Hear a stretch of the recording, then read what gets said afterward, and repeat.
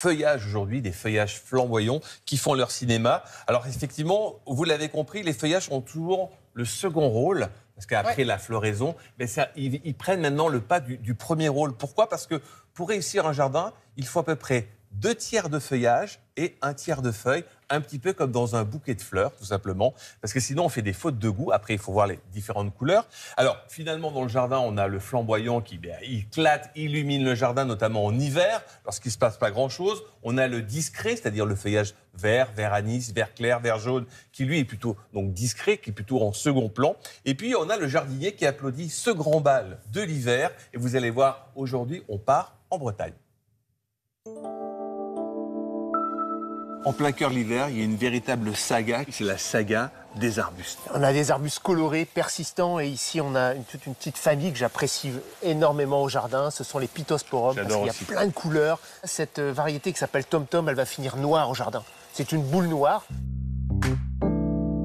Celle-ci peut remplacer le buis. Ah bah là, on est quasiment dans les mêmes couleurs, une taille par an, on peut créer des vagues dans le jardin. On peut le mettre en pot, c'est très résistant à la pollution, c'est résistant au sec aussi. Et puis on a des variétés roses. Elle s'appelle Banobay, elle a une panachure rose, c'est vraiment de toute beauté et elle est également très ronde. Alors une plante qui revient en force dans tous nos ronds-points, pour ceux qui ont le permis de conduire, dans nos jardins, c'est vraiment la plante de la biodiversité par excellence, qu'elle est incroyable, ce sont les euphorbes. Qui adorent le sec, on a Miners Merlot, feuillage magnifique. Pourpre. On a Ascot Rainbow, une panachure verte et dorée. Et puis la médaille d'argent, c'est quand même celle-ci. Glacier Blue, c'est très tendance. On est sur un feuillage gris et blanc, floraison blanche. Et puis, si on veut un peu alléger nos massifs, celle-ci est également très prisée par les jardiniers. La cordyline, la variété, c'est Charlie Boy. Alors, c'est pas très rustique, oui, ça résiste à -5, -6, mais elle vit très bien en pot, en plein soleil, bien entendu. Puis une variété un peu multicolore.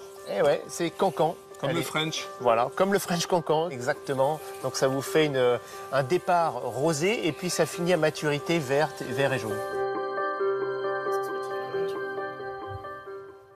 On est d'accord, Philippe, que toutes les plantes sur ce plateau sont des plantes d'extérieur, parce que certaines peuvent ressembler à des plantes d'intérieur. Comment on les dispose? Comment on fait alors? Alors, l'idée, c'est de les mettre soit en premier plan, pour créer des petites vagues, soit en second plan lorsqu'elles sont vraiment très grandes, et sinon, comme je vous le disais tout à l'heure, mélanger 2 tiers de feuillage avec des plantes en pleine floraison. Alors ensuite, on a différents types de feuillage. On a du feuillage qui va alléger le massif, voilà, qui va bouger avec le vent, ça c'est extraordinaire, ce sont les cordylines. Alors vous avez la version pourpre, la version tacheté blanc, ça c'est vraiment extraordinaire, ça résiste à -5, -6 degrés, voilà, c'est déjà pas mal pour la moitié de la France. On peut les mettre en pot, en vannerie, c'est une plante plutôt utilisée en isolé, avec des petites plantes fleurées, comme par exemple des primes verts, des pensées, des violats qu'on trouve en ce moment, des violats, c'est les pensées.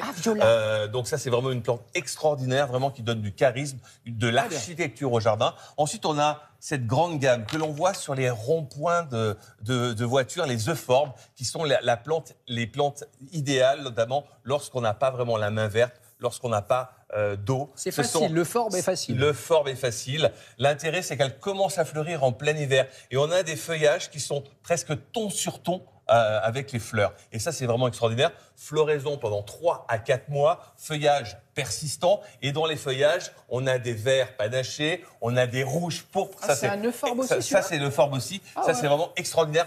Ça donne des vraies taches. Et ça, on peut les planter en pot, sur un rebord de fenêtre, sur un balcon, dans des terres ingrates. Ça pousse partout. Et puis, si on veut donner vraiment du mouvement naturel, on aime bien un peu les vagues, les bonnes vagues au jardin, et bien on a ce qu'on appelle les Pittosporum. Ça, c'est une plante que j'aime bien parce qu'elle est toute douce. Ah bon? Ah ouais, j'adore.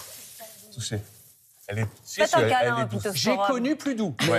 Non, mais elle est douce. Ouais, ça va. Elle est semi-douce. Elle est persistante. On a plusieurs types de feuillage, rose, vert clair, vert foncé, rouge. Et puis, c'est vraiment une plante qui est increvable. Donc, tous ceux qui veulent débuter. Et puis, elle a une sorte de forme naturelle. Regardez, c'est increvable, je donne à Mme Loquet. Parce qu'elle a Mme Loquet a une faculté à faire mourir les plantes. D'accord, c'est pas un joli balcon. Vous êtes pleine de qualité, mais la plante, chez vous, elle ne survit pas. Absolument. Il y en a quelques-unes qui survivent. Toutes celles-là vont survivre. C'est vrai. Voilà. Cadeau. C'est encombrant, non? Non, c'est super. Merci Philippe. Merci Philippe. Bon, la gym sport, Mike.